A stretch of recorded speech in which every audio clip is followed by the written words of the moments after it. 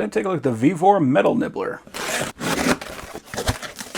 So that does come with a nice case. We've got a little zip tie holding that together.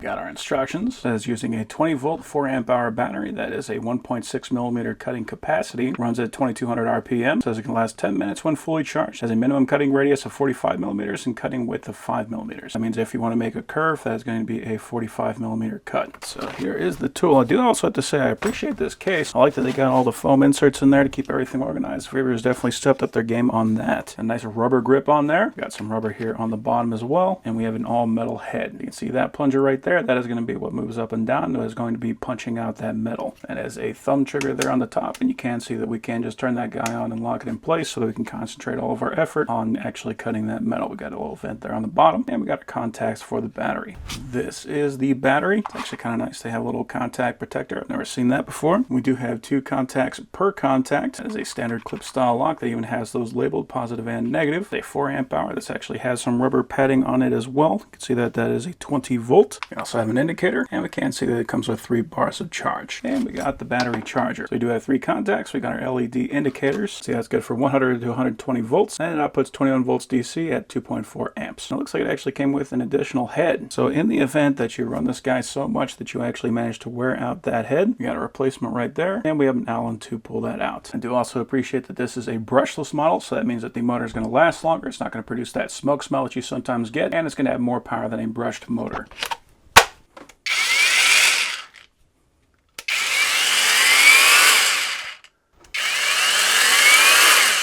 Very nice.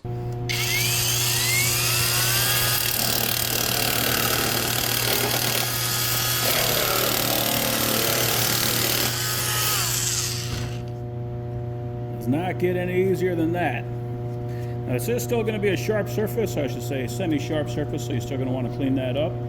But yeah, you can make some really nice, quick, easy, very accurate cuts with this guy. That is basically just cutting out a whole bunch of little half moons.